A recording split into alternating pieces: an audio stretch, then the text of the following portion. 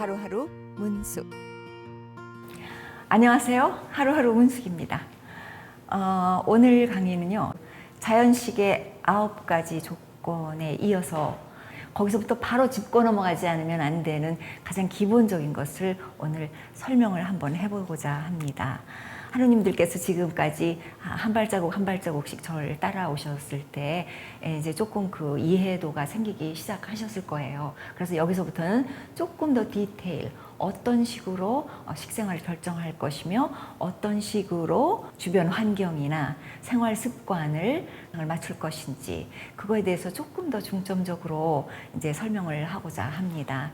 그 저번에 말한 4가지의 자연식을 설명하는 이론이 있다라고 말씀을 드렸는데요. 그 가운데서도 매크로바이오틱과 또 아유르베다와 그리고 음양오행은 3가지가 다 이 우주와 현상 세계로 나타난 우리들의 세계와의 관계에서 이 현상 세계를 어떻게 이해하고 설명하느냐 하는 똑같은 그런 중심점을 가지고 있습니다. 그런데 이 3가지 이론이 그것을 조금 다르게 설명을 하고 있는 것에 불과합니다. 그래서 오늘은 그 중에서도 가장 우리가 많이 쓰는 그리고 우리에게 익숙한 그 이론 중에 하나인 게 음양오행이라는 게 있습니다. 그래서 오늘은 음양에 대한 기본 원리와 그것이 음식과 우리 생활에 어떤 작용을 하는지, 어떻게 직접적인 작용을 하는지 우선 설명을 해보겠습니다. 자, 우선 우리의 삶은 원으로 항상 설명이 됩니다. 우리가 아침에 일어나서 저녁이 되고 또 밤이 되고 그리고 지구도 자전을 하고 또 태양 주위를 공전을 하고 이제 그런 어떤 서클에 대한 걸로 현상 세계가 이제 표현이 많이 됩니다. 우선 이제 이렇게 놓고 본다면 이 중간 부분은 흔들리지 않는 구심이 있습니다. 그래서 구심을 잡아놓고 이거를 가르면 자 여기가 12월 21일 동지죠. 여기가 6월 21일 하지입니다. 여기가 춘분이죠. 3월 21일경이 됩니다. 여기가 추분입니다. 가을이죠. 9월 21일경이 됩니다. 자, 여기에서 뜨거운 기운이 찬 기운으로 가는 과정, 찬 기운이 뜨거운 기운으로 가는 과정이 이렇게 표현이 됩니다. 음과 양이 바뀌죠. 그래서 양의 기운의 시작이 동지에서 시작이 됩니다.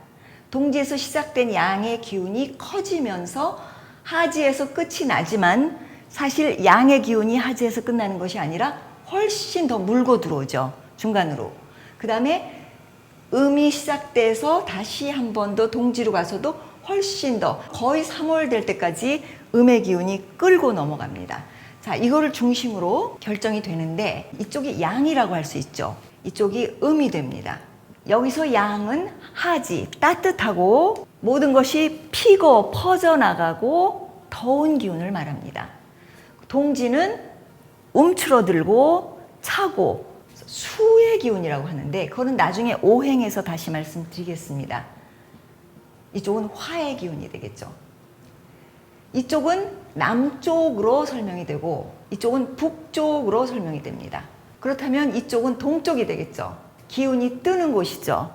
여기는 서쪽이 됩니다. 그래서 이 현상 세계에서 가장 편안한 상황은 조화로울 때입니다. 모든 것이 조화로울 때에 우리는 가장 평화롭고 마음이 편안하고 몸도 편안하고 모든 것이 평화로운 상황을 유지하게 됩니다.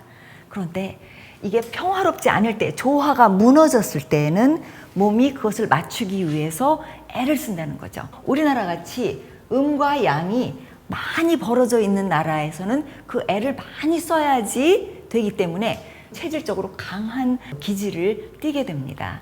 그래서 여러분들이 잘 보시면 그 열사병이라고 하죠. 여름에 더워서 막 쓰러져서 돌아가시는 분들. 열대지방에 사는 사람들은 열사병에 잘 안 걸려요. 왜냐하면 열대지방에서 나는 모든 음식들은 일단 기운이 차고 그리고 그분들은 거기에 적당히 맞춰서 이미 살고 있기 때문에 그런 일이 거의 없습니다. 그리고 추운 데에 사는 사람들도 나름 그 추운 데서 잘 살아요. 그런데 북유럽 사람들이 여름에 열사병으로 죽는 사람이 더 많습니다. 적응이 빨리 안 되는 거예요. 이것만 우선 이해를 하고 계시면 아마 삶에 우선적으로 도움이 많이 될 겁니다. 그래서 그걸 차근차근 설명을 해보겠습니다. 우선 우리가 태어날 때에 체질적으로 양이 강한 사람이 있고 음이 강한 사람이 있습니다. 그런데 여기서도 그 최상의 방법은 조화가 가장 맞는 중간이 가장 좋습니다. 이 중간선에서 너무 멀지 않은 여기 반 정도 오는, 그 다음에 여기도 중간에서 반 정도 내려오는 선, 음식을 가지고 있는 거라든가 이 안에서 맞춰주는 것이 가장 이상적입니다. 몸이 극히 뜨겁지도 않고 극히 차지도 않고, 그리고 음식도 극히 차지 않고 극히 덥지 않은 음식들로 계속해서 밸런스를 맞춰가면 장수의 비결이 됩니다. 여름에는 덥기 때문에 여기서 나는 음식들은 주로 찬 음식이 나옵니다. 그리고 이 음에 해당하는 이때에 먹어야 되는 음식들은 조금 더 기운이 따뜻한 음식을 먹어야 합니다. 그리고 중심을 딱 잡고 있는 게 현미입니다. 자연식도 그렇고 건강식 말할 것 없이 현미 하는 이유가 바로 이래서 그렇습니다. 현미가 중간에서 잡고 있는 역할을 합니다. 그리고 이렇게 배추와 무가 현미를 받치고 있습니다. 그럼 이 끝과 끝에 있는 것들이 있어요. 영지버섯과 산삼입니다. 영지버섯이 음의 음식의 가장 끝에 해당하는 식물이고요. 그 다음에 산삼이 뜨거운 기운을 가지고 있는 가장 끝에 식품이 산삼입니다.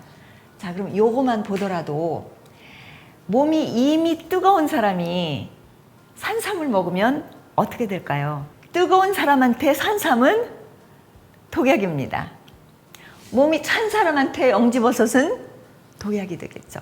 겨울에 몸이 찬 사람은 산삼이나 인삼을 먹어야 되겠죠. 그렇게 계산이 나오는 겁니다. 그래서 맨 끝이 영지버섯과 산삼이다. 이 세상을 살고 있는 인간은 될 수 있으면 이 중간에 있는 음식으로 식생활을 하는 것이 가장 건강에 좋습니다. 그래서 그럼 이 중간에 있는 음식들을 조금 더 짚고 넘어가 볼게요. 어떤 게 있을까요? 현미가 있으면 그럼 밀가루는 어디에 속할까요? 밀가루는 여기보다 찬 음식에 속합니다. 그러면 당연히 파스타나 빵은 어디로 가겠어요? 찬 쪽으로 나가겠죠. 그래서 몸을 식혀주는 역할을 합니다. 여름에 괜찮아요. 그렇죠? 그런데 파스타나 빵을 겨울에 계속 그것만 먹는다면 몸이 차가워지겠죠. 그래서 파스타나 빵 밀가루는 육식을 하는 사람들이 먹는 곡물입니다. 육식은 뜨거운 기운을 가지고 있어요. 그 중에서도 가장 뜨거운 기운을 가지고 있는 육식이 양고기와 오리고기라는 말씀 들어보셨죠? 자연식에서는 취급하지 않지만 일단 여러분이 알고는 계셔야 된다 그래서 제가 설명을 드리겠습니다. 그 다음에 소나 닭고기가 여기 들어가는데요. 식생활이 육식인 경우에는 빵이나 파스타가 곡물로 들어온다. 그러나 우리는 현미를 주식으로 하는 사람은 이제 이 중간에 있는 음식만 먹으면 됩니다. 그럼 배추가 들어간다 그랬죠? 배추가 여기 들어가고 무가 들어갑니다. 같이 붙죠. 그 다음에 쌈케일이라고 하죠. 케일이나 쌈케일. 그러면 배추가 중간에 오는 좋은 식품이라면 상추는 어떨까요? 몸을 차게 하는 음식의 특성이 주로 열대에서 나오는 과일이나 채소가 몸을 차게 합니다. 당연히 그렇겠죠. 열대에는 날씨가 더우니까 몸이 자꾸 뜨거워지니까 이걸 식히기 위해서 열대에서 나는 과일이나 채소는 몸을 차갑게 합니다. 몸을 차갑게 하는 채소들은 이렇게 이파리가 넓고 펄럭펄럭해요. 빨리 자랍니다. 그러면 상추가 여기 속하겠죠. 상추는 몸을 차게 하는 음식이 하나입니다. 그래서 배추는 더 이렇게 오그라들어 있죠. 특히 양배추는 어때요? 양배추는 약간 따뜻한 쪽에 속하면서도 중간에 떨어지는 아주 좋은 식품입니다. 그래서 슈퍼푸드이 되게 여기 들어있어요. 그래서 요것만 가지고도 식생활이 가능합니다. 웬만하면. 그래서 현미에다가 배추, 무, 쌈케일 등 몇 가지만 먹어도 충분히 건강을 유지할 수 있어요. 그런데 우리가 그 디탁스를 들어가죠. 디탁스를 들어가면 뭐를 먹죠? 이파리들을 먹습니다. 봄에. 새싹 채소나 이런 순들을 가지고 디탁스를 합니다. 보리순. 이런 것들이 기운이 찹니다. 암에 걸리신 분들이 바로 이 주스 다이어트를 들어가는데 몸이 바로 차집니다. 그래서 이걸 들어가서 바로 알칼리성 몸을 만들어주면서 바로 이 음식을 들어가셔야 돼요. 이것만 계속 하다가는 몸에 오히려 건강이 무너지는 수가 생깁니다. 그러면 그 따뜻해지는 음식 쪽으로도 가끔 밸런스를 맞춰볼게요. 그럼 뭐 어떤 것들이 더 몸을 따뜻하게 해줄까? 따뜻한 쪽에 있는 것들은 되게 뿌리 야채들이 많습니다. 당근이라든가. 그렇지만 또 연근은 또 찬 쪽에 속해요. 이거를 일일이 다 외울 수가 없어요, 여러분. 저도 잘 안 돼요. 근데 어떻게 하면 되냐면 여기에서 오는 룰이 있습니다. 이쪽 음식들은 되게 푸근해요. 콩이 여기 속합니다. 콩 중에서도 검은 콩이나 깨, 아몬드, 팥도 여기 들어갑니다. 몸에 열을 보호해주는 역할을 합니다. 콩 중에서도 색깔이 옅은 콩은 몸을 차게 하고 짙은 콩일수록 몸을 따뜻하게 합니다. 그래서 대개 색깔로 정해지고요. 색깔이 파랗고 새순이고 펄럭거리고 이파리가 넓고 그다음 열대성이고 한 것일수록 몸을 차게 합니다. 여기에 분명히 토마토도 여기 들어가겠죠. 토마토는 왜? 열대성입니다. 그래서 토마토는 어떻게 하라고 그랬어요? 과일로 취급하지 말고 채소로 취급해서 꼭 열을 가해서 먹어라 라는 법칙이 있습니다. 파스타도 여름에는 토마토를 대강 이렇게 해서 파스타를 만들지만 겨울에는 어떻게 한다? 꼭 익혀서 오랜 동안 쿠킹을 해서 에너지를 가해서 찬 기운을 드러내고 따뜻한 기운으로 바꿔주는 롱 쿠킹이 여기 들어갑니다. 그리고 이 몸을 따뜻하게 하는 음식에는 약간 칼칼한 맛이 있는 것들이 많습니다. 그게 뭐냐 하면 양파, 마늘, 부추, 후추, 카얀이 여기 들어갑니다. 이런 것들을 조금만 넣어도 음식이 따뜻해지는 거죠. 그래서 차가운 음식을 먹으면서 쿠킹을 할 때에는 꼭 이런 것들을 넣습니다. 토마토를 쿠킹할 때는 항상 마늘이 따라붙고 양파가 따라붙고 후추가 따라붙고 카얀이 따라붙습니다. 이제 이해가 가시죠? 근데 여기서 건강의 키는 이것과 이것을 섞어서 몸이 이렇게 움직이도록 만드는 것이 아니라 힘들지 않도록 유유하게 가는 것이 건강에 가장 좋은 방법입니다. 자, 여기까지는 이제 이해가 오시죠? 자, 이렇게 되면 이제 이렇게 따뜻한 음식과 이제 찬 음식으로 이제 구분이 되면서 케일이나 뭐 현미나 무나 배추, 당근 이제 등등 이런 음식들이 중간에서 잡아주고 있는데 계란은 어떨까요? 계란은 노른자가 있고 흰자가 있습니다. 그래서 계란의 노른자는 기운이 따뜻해요. 여기 계란 노른자. 그 다음에 흰자는 차요. 그러나 계란은 그 하나, 음과 양의 조화가 맞추어져 있는 거기 때문에 계란 하나를 다 먹어야 그 통음식의 어떤 효과가 있습니다. 참외, 수박, 뭐 이런 과일들은 어떨까요? 당연히 수박을 먹으면 어때요? 몸이 시원해지죠. 왜냐하면 차기 때문입니다. 여기서 그래서 수박, 참외, 모든 멜론이 다 여기 속합니다. 또 열대성 과일, 뭐 망고, 뭐 무슨 파파야는 조금 나은 편이에요. 이쪽으로 오는데 뭐 망고니 뭐 무슨 다른 열대 과일들, 바나나와 파파야는 한 요 정도 있다고 보면 돼요. 그나마 조금 따뜻한 쪽으로 와 있습니다. 여기에 또 하나 들어가는 게 뭐냐면 그 허브라고 하죠. herb. 그 herb들은 주로 기운이 따뜻합니다. 음식할 때 herb을 많이 쓰는 거예요. 조금만 써도 기운을 받쳐주는 역할을 하기 때문입니다. 그래서 여기 허브가 또 들어갑니다. 여기서 재미나는 반응이 벌어지는 게 뭐냐면 사람들도 몸의 기운이 이미 찬 사람이 있다고 말씀을 드렸죠. 그러면 몸이 아주 찬 사람이 겨울에 아주 극히 찬 음식을 먹었다. 그러면 어떤 반응이 일어날까요? 몸에서 반응을 합니다. 그것도 귀를 기울이셔야 돼요. 갑자기 뭘 먹었는데 재채기가 나오는 경우가 있습니다. 아니면 뭐 기침이 난다든가 뭐가 이상하다든가 알레르기 반응이 난다든가 쉘피쉬라는 게 있죠. 조개나 뭐 굴이나 이런 것들이 아주 극히 찹니다. 조개나 굴은 몸이 찬 사람이 먹으면 알레르기 반응을 일으킵니다. 이 조개, 굴에 알레르기를 가지고 계신 분들이 몸이 찬 분들이 많아요. 그리고 또 몸이 아주 뜨거운 분들이 이렇게 뜨거운 음식을 자꾸 먹으면 거기서 거부 반응이 생겨서 거기서도 알레르기 반응이 난다든가 얼굴이 시뻘개진다든가 이제 이런 반응이 바로 나타납니다. 일단 한 달에 한 번 강의를 할 예정인데요. 한 달 동안 이것만 마스터를 해두시면 계속 음식을 먹을 때 이건 음인가 이건 양인가, 나의 차질은 지금 찬 쪽인가 아닌가, 요거만 잘 계산을 해 놓으시면 다음번 강의를 들으시는데도 크게 무리가 없을 것으로 압니다. 자, 여기까지는 이해가 대강 가셨죠? 자, 그러면 여기서 설탕은 어디 속할까요? 설탕은 열대성이죠. 우리나라에서는 설탕이 안 되죠. 열대성이면 당연히 이 끝에 속합니다. 열대 과일보다도 더 차요. 왜냐하면 프로세스 됐기 때문입니다. 설탕은 몸을 차게 한다. 그래서 암 환자들이 첫 번째로 끊어야 되는 것이 설탕이다라는 말은 여러분이 아마 여러 번 들어보셔서 아실 겁니다. 그러면 여러분 그 소금은 어떨까요? 설탕은 굉장히 차다라고 말씀을 드렸는데 소금 바다에서 난 거죠. 그래서 역시 바다 소금은 기운이 찹니다. 이 정도 좀 하면 될 것 같아요. 근데 그 락설트라는 거 있죠. 오히려 기운이 따뜻합니다. 겨울에 스튜를 끓일 때에는 락설트를 넣어서 롱 쿠킹을 해라. 그게 이제 이해가 가시죠? 그래야지 겨울에 몸을 보호하고 편안해질 수 있는 그런 어떤 음식을 만들어주는 겁니다.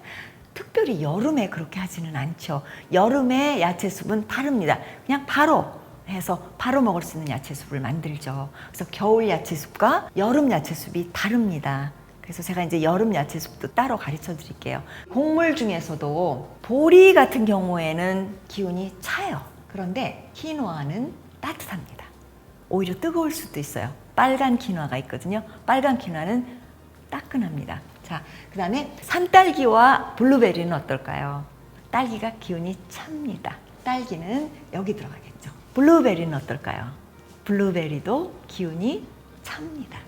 그런데 라즈베리, 산딸기라고 그러죠. 복분자 라즈베리 빨간 거는 어떻겠어요? 생긴 거를 바로 봐도 요게 따뜻할 것 같은 기분이 들죠, 여러분. 그거를 기억하시면 돼요. 산딸기는 따뜻합니다.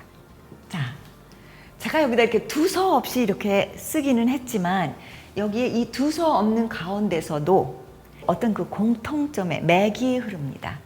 자, 여기도 보세요. 제가 여기 바닷소금이 있고 화산소금이 있고 여기 락설트가 있죠. 바닷소금은 벌써 느낌이 차요. 그런데 화산소금만 해도 느낌이 따뜻하다는 게 바로 느껴집니다. 이런 식으로 하다 보면 후추도 따뜻한 거죠. 이런 것들로 계속해서 밸런스를 맞추는 거죠. 샐러드를 만들 때 후추를 갈아 넣으시고 화산설트를 몇 개 떨어뜨리시고 뭐 이런 이제 다 이유가 있는 거죠. 그래서 음식의 한 디쉬를 중간으로 가깝게 만드는 거죠. 자, 여기서 체질에 따라서 열이 많으신 분들은 될 수 있으면 여기에서 위쪽에 있는 음식으로 선호를 하시고 몸이 찬 사람들은 이 위에 있는 것들을 아예 끊으셔야 돼요. 될 수 있으면 여기서부터 밑에 있는 쪽으로 자기의 음식을 삼으시면 되겠습니다. 이것만 일단 대강 알면 다음번에 오행에서는 이게 더 갈라집니다. 더 갈라져서 더 세밀하게 나오는데 지금 일단 양과 그 다음에 양은 남쪽에 해당하며 뜨겁고 북쪽은 음에 해당하며 차다. 수의 기운이고 화의 기운이다 라고 보시면 됩니다. 그 다음에 동쪽 충부는 봄이니까 뭐든지 올라오는 거. 새싹이 다 여기 속하죠. 새싹이 여기 속했을 때 새싹 디탁스를 여기다 한다. 중간에 될 때는 호박이 있죠. 중요한 거예요. 호박이 여기 들어갑니다. 근데 그 주키니나 애호박이나 특히 주키니는 찬 쪽에 속해요. 그런데 단호박이나 노란 호박들은 당연히 여기 속합니다. 단호박이 아주 이것과 가까우면서도 몸을 따뜻하고 편하게 해주는 역할을 합니다. 다음에 오행을 설명할 때도 그게 왜 그런 역할을 하는지 왜 이 중간에서 중심을 잡아주고 있는 역할을 하는지가 설명이 될 겁니다. 단호박은 항상 조금씩 드시는 것이 좋습니다. 몸에 열이 있는 분들한테도 괜찮습니다. 근데 몸에 열이 없는 분들한테는 특별히 중요합니다. 그래서 이제 이렇게 보고 이렇게 돌아간다. 그래서 음과 양이 계속해서 돌아가고 있는 가운데 우리는 따라서 돌아가는데 거기에서 가장 이상적인 방법이 그것의 조화로운 방법이다. 그래서 이 많은 것들 중에서 이걸 어떻게 조화롭게 항상 이것만 먹을 수는 없습니다. 항상 따뜻한 음식만 먹을 수는 없습니다. 가능하지 않아요. 그런데 대개 전통을 보면 겨울에는 여기를 중심으로 여기 것을 조금씩 넣고 여름에는 여기를 중심으로 여기 것을 조금씩 넣고 대개는 이 중간에 있는 음식을 선호하면서 식생활을 하면 아무 무리가 없을 것으로 생각을 합니다. 일단 오늘은 여러분께서 음과 양의 컨셉과 그것이 어떻게 우리 몸에 작용을 하며 그것이 어떻게 계절에 작용을 하며 그것이 어떻게 우리 몸을 돌리는가, 음식에는 어떤 것이 있으며 어떻게 구분을 하는 것이 좋을까에 대해서 말씀을 드렸습니다. 여러분께서 궁금하신 게 아주 많을 것으로 상상이 됩니다. 물어주시면 제가 답변을 여기저기서 하도록 노력해 보겠습니다. 여러분 감사합니다. 하루하루 음식입니다.